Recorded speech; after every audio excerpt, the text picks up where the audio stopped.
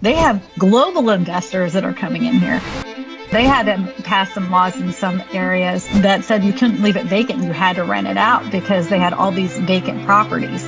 That's going to continue to happen. That's what they've always wanted. Whenever they are trying to hedge inflation, they buy real estate.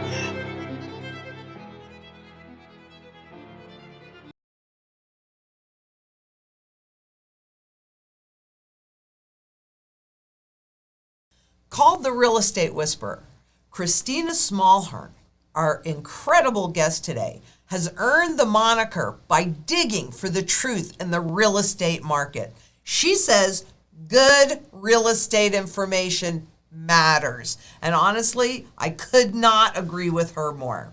So today we talked about the underbelly of the real estate market, how the American dream is being ripped away, and the World Economics Forum's reset agenda regarding affordable housing.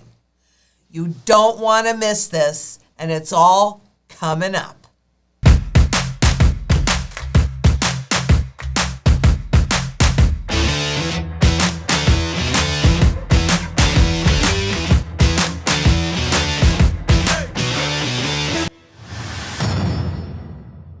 Kristina, thank you so much for joining us today. I really appreciate you being here. Oh, I appreciate it. You having me, Lynette. It was awesome that you reached out. Oh my gosh. I mean, you seriously are my favorite real estate person right now. Don't tell anybody else because I don't want to insult them. But I love your work. So for the viewers out there that might not have seen Kristina's work, all of her links are set up below. Do yourself a favor and go and watch her channel. So I need to ask you the first question is, what motivates you to do this deep dive into the underbelly of real estate, of the real estate markets? I think it's because no one ever really talks about the most disadvantaged people when it comes to housing. Mm-hmm. It's kind of like one of those things that everybody likes to say, oh, we're doing all these great things, but it's like, a lot of people are collecting a lot of money and doing nothing with it, but they, they love to put it on their billboards and everything. And there's a lot of predatory lending practices when it comes to affordable housing options. And it seems that the poor are the most gone after, the most predatory lending practice happening to them. But it's mostly because they're not told that there is another way. They're not told that you can get a loan somewhere else. You don't have to get it at let's just say the manufactured home park. You can go to your local bank and you can probably get a much better rate. They're not told about loan terms. They think they have to have two separate loans, and it gets them in a situation that could cost them a lot of money and interest. So I like having to expose those kinds of things where people are like, wow, you saved me so much money. And it all started because of one guy, and he had a piece of land that he was trying to sell with a manufactured home, 2 different loans. And we pulled out his paperwork and he was paying 17.99% on a manufactured home. And I asked him, I'm like, what is your credit score? He's like, oh, it's way over 700. I'm like, this is disgusting. This is disgusting. And no one told him any differently. And he just took the guy at the place's word that this was the best he could do. And that was just gross to me. So I was like, all right, well, I'm going to do a couple videos about manufactured homes and manufactured home loans. And that kind of inspired my whole channel. I did one on manufactured homes and one on modular homes. And I talked about the loans and everything. And that really resonated with people. So I'm like, yes. Well, I can continue to talk about these things because no one else seems to want to talk about them. They're not really glamorous. It's not the most glitzy thing in real estate. And, other real estate agents are like, oh, I have this listing I have to do a video for, but it's a mobile home. I'm like, oh my gosh, are you joking? It's, that's just a regular house, right?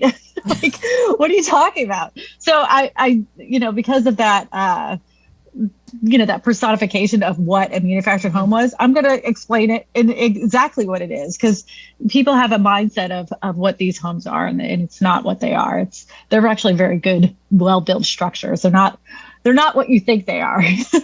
What you see on TV, like the Tornado magazine and everything else, those are homes that were built way before they had HUD regulations onto them. And of course they pop over like, sardine cans. The newer ones are much better, much, much, much better. Well, I actually want to talk about not just the mobile homes, but lots of the alternatives. And I think we'll do that in part 2. But okay.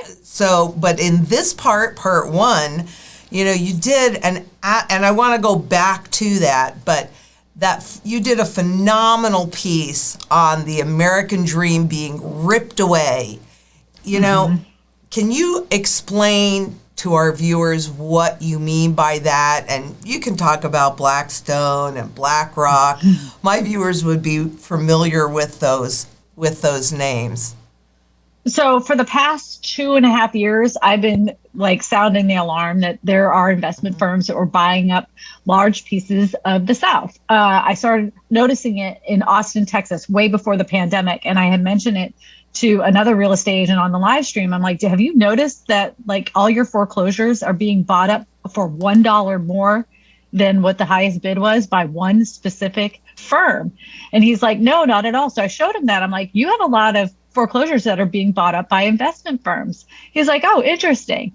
And then sure enough, as I started digging into other markets, I noticed that a lot of these private equity firms were buying up these houses, these foreclosures. Then the pandemic starts. Then all of a sudden you started seeing the most affordable homes in the hottest markets were being scooped up very quickly by Zillow, by Open Door, by Blackstone. There's Invitation Homes is another one. Invitation Homes, I think, was BlackRock. Well, they were partially started by Blackstone. They pulled out, I believe, in 2017. They had scooped up a bunch of homes with Invitation Homes after the last housing 2008. Crash. That's when that started. So I started talking about that then. So yes, please continue. Yeah, and then they pulled back.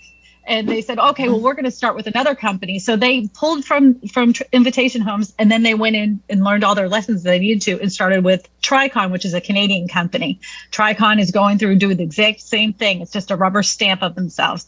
And if you look at Blackstone and BlackRock, they're really just the same company with a different, slightly different name. They're doing the same exact kind of thing. And my whole mindset from the minute I started seeing all this stuff is they are trying to turn people into permanent renters. They do not want people to own their own homes anymore. And then if you started looking at these build to rent communities, the narrative of people oh, it's just going to be so hard for people to maintain these homes. You don't have to worry about anything. Once you're done living in an area, you can just pick up and move somewhere else. You don't have to worry about the hassle of selling a house. They are glorifying what the not owning should be like. You don't want this, you can just rent your life. And it's gross, it's actually very disgusting.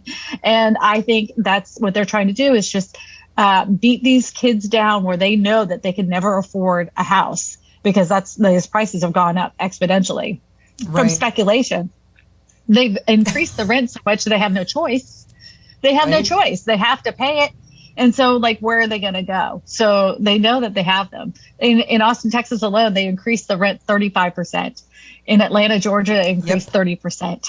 So, I mean, they know what they're doing. They know how much the market can handle. They're just trying to squeeze it for as long as they can before it starts tanking again. And they'll just hold on to more properties. It's not going to. The market for them is not going to disappear because they know they got people. They know they got people. They've been doing this since the last recession, and they held on to all those foreclosed properties just to do this, to fix them up and rent them out. So there are a couple of things that I'm wondering about because number one, the moratorium's being lifted, and we're seeing kind of a surge in foreclosures. So that's not really going to have much impact on the housing prices because these are Wall Street firms that they get the money to buy these houses. They don't care how much they are, right? I mean, how do you think this is going to impact them, this current little surge?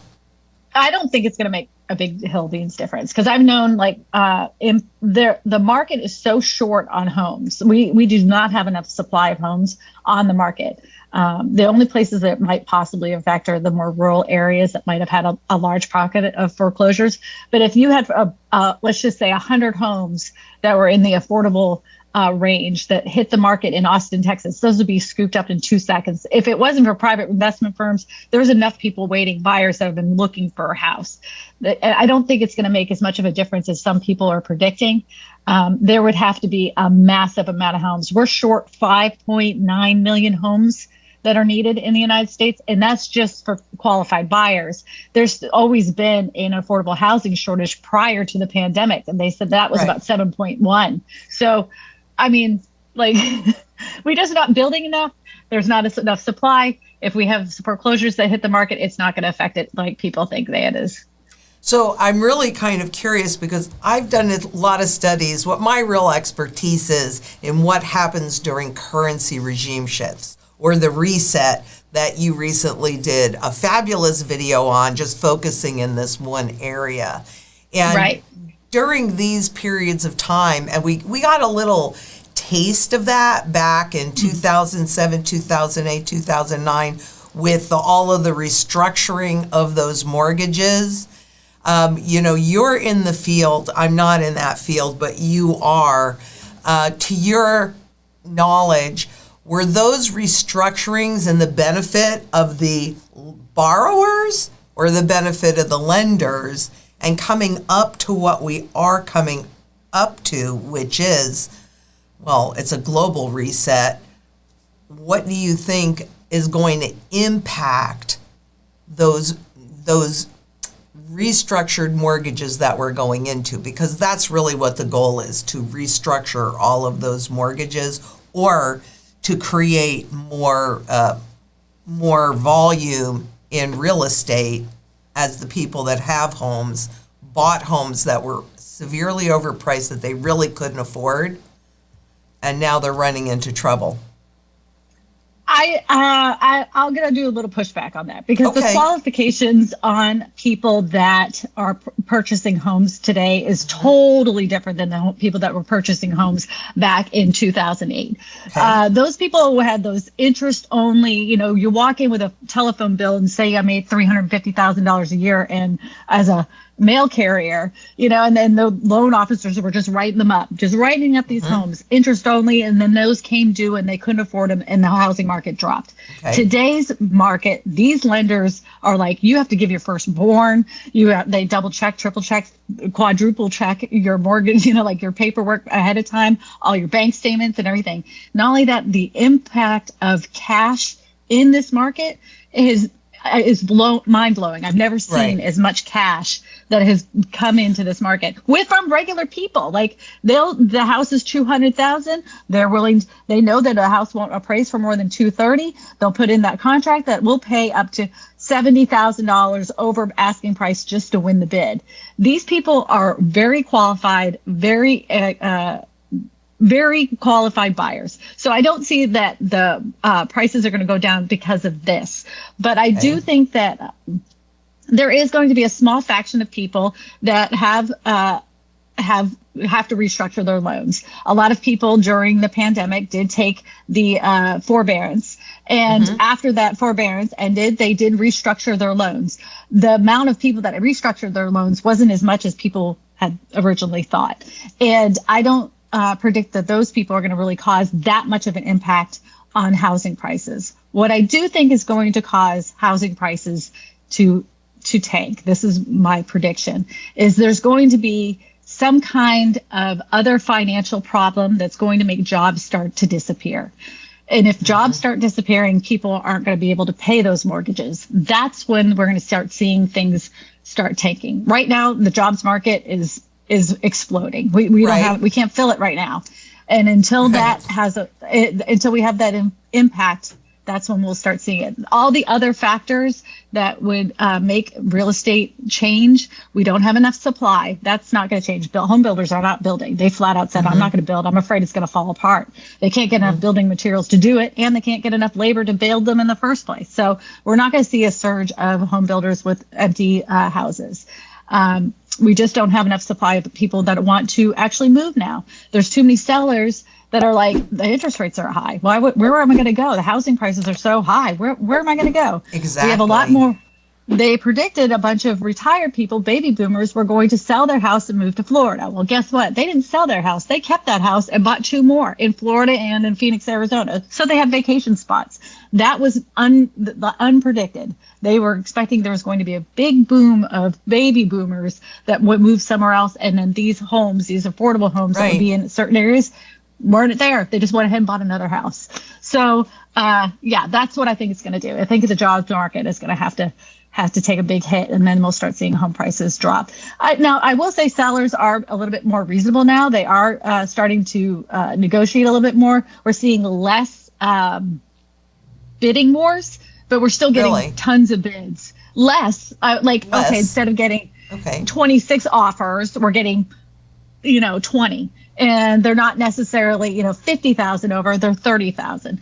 And the sellers are more flexible. They're not like thinking that they're sitting on a gold mine anymore. They're like, if you don't want the house, we're not doing a thing. They're a little bit more flexible. So I guess it's getting better for a buyer. I did not like this housing market that we were in. I didn't like those bidding wars. I didn't like how sellers were treating buyers. The buyers got raked over the coals big time. It was awful. I like a fair market. I like a fair market. I do too. I like to negotiate. I like to put together a good contract. It was really difficult. Yeah. Well, that's my battle too, but I'm doing it with money. And, that kind of takes us to the rock and a hard place that the global central banks are in. Of course, they don't admit really that they created this runaway and rampant inflation and all of these bubbles, because even when you're talking about cash buyers, money has been so loose and so easy since since the financial crisis. What are you going to do? But now they have to fight the inflation that they created, which means they have to take liquidity out of the markets. So, at what level do you think interest rates will go and then maybe have that impact on the real estate market that you're talking about? If we end up at 7% at the end of the year, I'll be like, we did pretty good. The way that things are going. No way. I mean, unless the markets push those rates. I can't see the same. Mortgage rates. Yes. 7%. Oh, okay. That's what I'm thinking. Mortgage rates, 7%. Okay. That's what I'm thinking. Because right now, at the beginning of this year, there wasn't a real estate agent I had on my channel that didn't believe that there's no way that we're going to get over 4.25. I'm like, are you kidding me? And they're like, yeah, maybe 4%, but that's it. I'm like, by the end of 2022, you're saying no higher than 4%. They're like, yeah. I'm like, I'm thinking over 5. And now we're here, now we're in. We're already over 5. So now I'm thinking if we're at 7.5% by the end of this year for mortgage rates, I think that's going to nip it in the bud, where a lot of people that were on the fence are going to be priced out of the market. And that's what's happening to people, especially in that lower income bracket. What they could afford no longer exists because the interest rates have gone up and they had a payment that they knew that they could afford. There isn't anything in their price range that was in that price range with that new interest rate of 5%. So there's some people that have just dipped out. And I mean, unless sellers just all of a sudden decide to sell their houses like crazy, which I just don't see happening because they have nowhere to go. Right? Yep. The supply is the biggest problem. We just do not have enough supply of houses. Well, I'd like to really think that could support the housing market and actually a lot of the markets through a global reset. But in my research, what I really did discover is that overall, you could end up, because real estate prices are up here, and they were they were targeted by the central bank, openly targeted for reflation. You should be careful what you wish for. But at the same time, gold prices have been absolutely suppressed because a rising gold price indicates a failing currency, and they don't want you to do that, realize that. So like in Japan in the early 90s, when that real estate bubble popped, We saw residential real estate in terms of the yen drop 85% and commercial drop 95%. And historically, you could take 25 ounces of gold or the equivalent and buy an entire city block in Berlin, buildings and all. I personally think we're going to see something like that again, because there's no doubt in my mind, since this is a currency life cycle issue, that we're headed into a hyperinflationary depression. What do you think? And you don't have to agree with me. This is a great discussion for everybody to hear everything. We're not the only market that's in this trouble, honestly. Too true.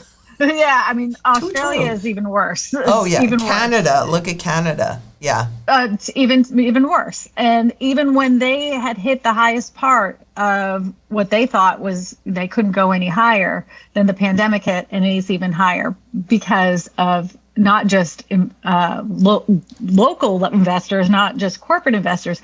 They have global investors that are coming in here. Right. And so they had to pass some laws in some areas that said you couldn't leave it vacant. You had to rent it out because they had all these vacant properties.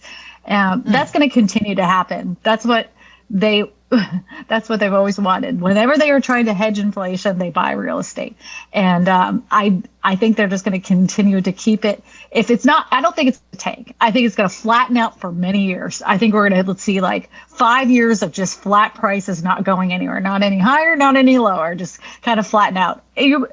In some areas, yes, you're going to see some tanking, but I just can't see what would cause the real estate market to just completely tank like it did back in the last housing crash. I lived through that. That was the worst. Watching houses drop $10,000, $20,000, $30,000 in less than 2 weeks. I lived in Florida, Orlando at the time, and it was scary time.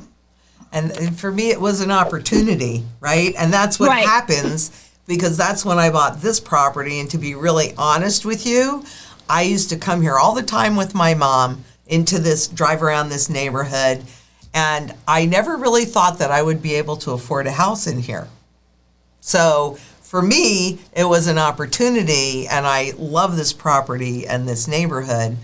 And that's really what happens, because when you're looking at, let's just look at what happened recently in the last couple of years with mortgage moratoriums, rent caps, moratoriums, etc. That's the kind of thing that happens. So depending upon the price you paid for the property, what's your return on investment? And if your costs are not capped, like insurance, property taxes are a big, huge thing during these periods of time as well.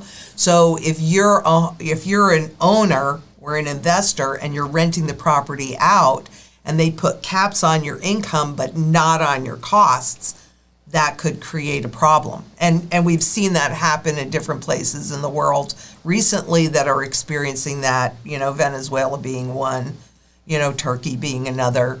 And it makes it really challenging. We only see rent caps, though, in like the major cities of like New York, Los Angeles, we don't see them because I live in the South, so they can, that's why the rent increased in Austin, Texas, 35% in a year. They don't, they just keep increasing it to cover and they won't. They're not going to. They're not going to do that in Texas. They're not going to do that. That's not how that state runs. But we'll see when we get into the hyperinflationary depression, because when people have to make a choice between rent or food, they're willing to leave as many people on the streets as they can. They have been doing this, are. and they're criminalizing people for being homeless. They do not care. They do not care. They are paid for and bought for by big corporations. These politicians are. I don't care what side you're on, and they know that they'll keep getting elected, doing what they're doing, and they're not here to help us as people. They're there to get elected, and they'll say whatever they need to say to get elected. They'll do very little things. They'll say, "Look what I did! I did all this stuff," and it's really just. Talking out of both sides of their mouth, basically. Exactly. I did all this, but they really did nothing. And a lot of the one of my biggest frustrations with a lot of homeless community organizations is, where did the money go? Like, what you like, they talk and talk and talk, and they have all these meetings, and all these people say all this stuff, and they waste so much time just to hear each other talk. And they'll put up one house, and then they'll talk about that one house for 3.5 years, never to build another house again, just them flapping their lips. It's all lip service. All of these policies when it comes to affordable housing right now are just disgusting. The latest one that came through that was kind of pushed in there was like, oh, we're gonna make 100,000 properties affordable in each area over 10 years. Over 10 years. Right. What about all the people on the streets right now?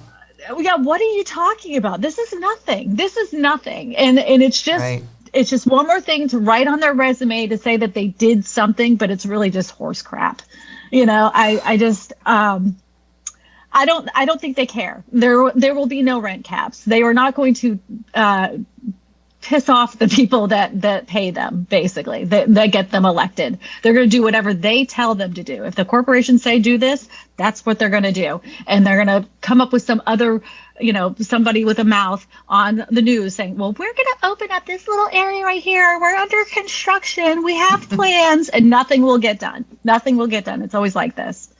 Well, it's going to be quite interesting to see because there's no doubt in my mind, but that we've already begun the transition into a completely new economic, social, as well as financial system. And I love the piece that you did on the World Economic Forum.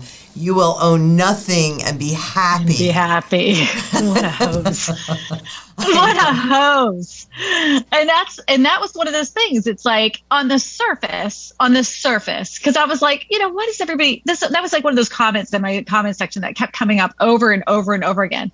I'm like, what is this? And so I'm starting like the beginning stages. I'm reading this. I'm like, why is everybody ticked off that a group of people want to make the planet a little bit better? Like, I don't understand. Then I started peeling back the layers. Digging. And then I find out who's funding them.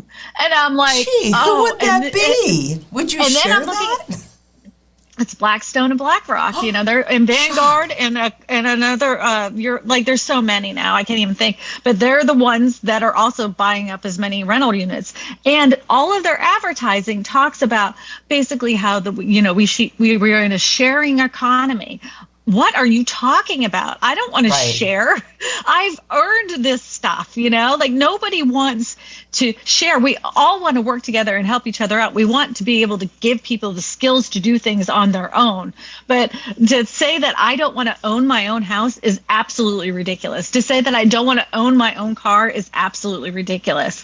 Those kinds of, like, they're trying to shift the mindset of younger generations to say, this is going to be so wonderful. Everybody's going to be so happy. The world and the planet is going to be so much healthier if you just follow us. And it was kind of like, oh my God, like I felt very Stepford, remember the Stepford wives? Yes, I do remember them. Yeah, this kind of reads like that, and the more and more every day that I wake up, the more I realize all those books I read as a kid were super important, like, 1984 and all those classic stories that talked about these things. I'm like, this feels like this. Oh my gosh, I read about this. Did anybody not read this book? Or why do I always feel like I'm living in unprecedented times or the beginning of a novel before the end? We are. That's what I feel like. I feel like that every day. But so I'm just trying to live my best lives right now. Well, I think you're doing a huge service, and I would say you are definitely living your best life. But, part of also what they're talking about is, somebody owns everything. I don't care what it is. Somebody owns everything. Wealth never disappears. It just shifts location. And if you're a renter, see where it's at. Exactly. You see exactly where it's at. There's there's this sliver owns this much of the economy, and then the rest of us are there to pick up the crap. That sliver owns everything, and we are just sitting there picking up the crumbs. It's crazy. Exactly. It's a crazy time. It is. And I don't know if you're aware of this or not, but the IMF, they envision holding the equity that you own in everything, but including your house, that's what they use the example of, on your digital wallet. And say you own $100,000 worth of current equity. Well, that equity is broken down into itty bitty pieces like $1. So if you are going out and you want to buy a new blouse or a vacation or what have you, it's so easy to spend the equity that is available to you on your phone, click of a button. It's almost like a HELOC of your equity in a house, right? Could you explain that a little bit more? Okay, so if you have a house, you've had it for a gazillion years, and you only owe like $50,000 on it.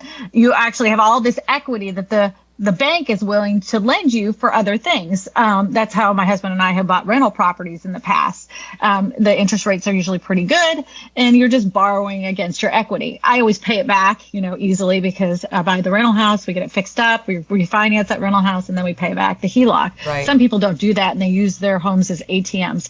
I will say, though, I think No, and I will say that people that lived through that 2008 that were using their homes as ATMs, I think there was some lessons learned from that. I'm not seeing people go crazy and over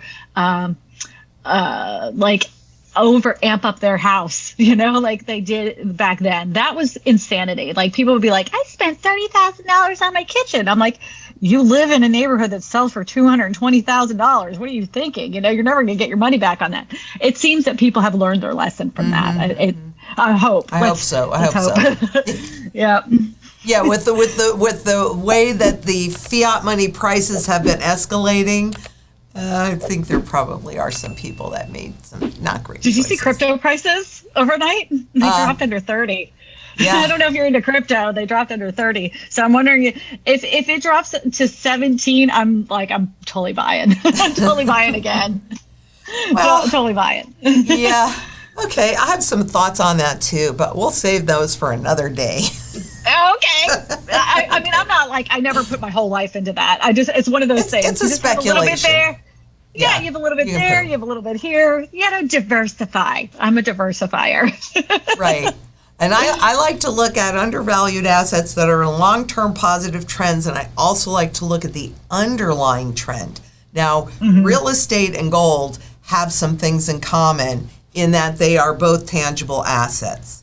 And Correct. that Wall Street has converted them into financial products as Correct. well. So it's actually pretty interesting what this setup is, but if you don't lose it outright, then you can spend it, and who can you blame but yourself? Well, they always blame the consumer, no matter what. Like, they blame the last housing crash on the consumers. They say, oh, they used it as an ATM. It wasn't the fact that the banks gave crappy loans to anybody under the sun. That wasn't that. No, it was the consumer. No, well, the Fed didn't create any inflation. I mean, look at how much money they printed, and there was no inflation, please. And that was one of those. So every time that I hear they're printing more money, I think, did anybody not do the same book report that I did about Ulysses S. Grant, how he really screwed up the economy by printing more money? But it's so easy to do, It's just so easy to do it. I have a question for you. Sure. Because this is something my field of expertise does not include commercial real estate that much. Like, I will help my clients buy a building, but I don't have the inside track on the commercial real estate field at all. What do you feel like is going to happen with commercial? Because the little bit that I've seen, they said was going to tank, it didn't tank. So what do you think is going to happen? But I think we're going to see something similar to Japan, actually. And it would not surprise me to see it drop 85%. And that whole area is really shifting as well, because now you have, I work from home, I go into the office one day a week, but when I go in there, most people are working from home. They have the accessibility. So I think that we are going to see real estate, particularly commercial real estate, drop dramatically. But I think it's going to look like Japan. That was 95%. I don't know whether it'll be 95% or 80% or whatever. And I know that sounds outrageous, but when you're in a hyperinflationary depression, there are a lot of outrageous things that happen. I was just going to just say, though, like, I will tell you that a lot of big corporations are not willing to give up their big buildings, right, which cracks me up. I'm like, yeah, you have more productive employees now that worked from home, that you've had record sales, and your cost to run your business have dropped exponentially, but they will not get rid of that building. They're like, for some reason, it's like, that's mine. It's my building. I want it. What do you want it for? It would be really great if they would take those commercial properties that have been sitting there like that with those empty offices, slice all that up, and make affordable housing. Wouldn't that make some sense? Malls. Yes. I've said that about malls. I've said that there's some areas that are considered mixed use. They could totally do that because it's already plumbed and everything. But that's too much. I don't think there really is a goal to actually help people that need it. So yeah, I actually don't think that that's the goal either. But it'll be interesting to see, because there's a lot of mismatch, especially when you have like the short-term leases for smaller companies, but the overall company, like a WeWork, has taken out these long-term leases. We could not be living in more interesting times. But yeah, it forced it to happen. You know, like, my husband had been talking to his company about this about 10 years ago, and said that, you know, this is how we could save money, you know, as a company. You know, I could have these employees, and he had tests with 3 employees when they were out on sick leave. He said they could still work from home, and that's what they were doing. They were doing fantastic, but they just could not let go of the fact that they needed to have those warm bodies sitting in those chairs so they could keep an eye on them. It was so bizarre. But then they were forced to do it, and took that plan that Eddie had with the computers and the setup and everything, and they put it in people's houses. He was like, I told you to do this. Told you to do this years ago. Well, yeah, everything is changing, and that does make a house more valuable if you work out of it. It really does. But with what? I was just going to say, do you know face. what? Oh yeah, because this is a really cool thing, because this is happening for my house. And then I realized, I talked to an appraiser, and how much your home can increase from having this. So I have just a standard 4-bedroom home, 4-bedroom, 3-bath home, just, you know, typical Louisiana home. But I have a pretty decent backyard. A lot of people want a office space, but since both the husband and the wife are working from home, it just doesn't, there's only one office in the house. So a lot of people are doing these backyard offices, backyard workrooms. Some people call them she sheds or he sheds, which is really stupid. Don't call it that. But it's an actual office. You can have it hardwired for cable. So you can do your Zoom calls. It can be noise, you know, like, it has noise canceling panels. The whole thing is amazing. I'm getting one in my backyard. Unbelievably smart. Not only that, it increases your value much more than a swimming pool or an outdoor kitchen. This is something that people tangibly need. And if they see something like that, where it's away from the house, but still at the house, that is a sure way to get your house sold super fast. Well, you just kind of, that is a great segue into part 2, where I want to talk about these alternative housing. And for me, it's more about needing a bug out space, and a space where you can easily and inexpensively house a lot of people. So if you like this conversation, which I can't imagine that you didn't, and before we leave this particular conversation, is there anything that we haven't covered that is near and dear to your heart that you want our viewers to know? And then we'll go on to the tiny house and alternative housing conversation.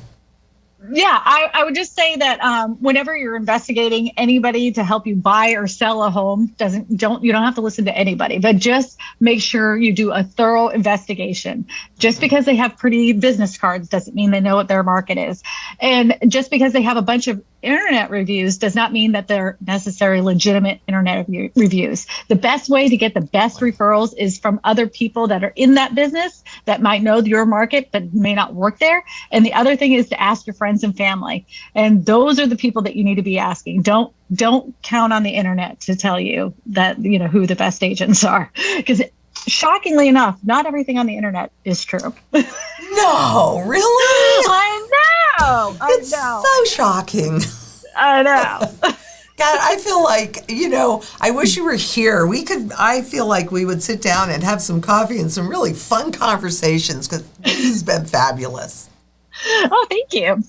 I love to talk. And you do a very good job of it. And so if you want to see part 2, which I'm going to encourage you, then you just go to Beyond Gold and Silver YouTube, and you'll hear all about the rest of our conversation on alternative housing, affordable housing, and lots of other things. So until next we meet, please be safe out there. Bye-bye.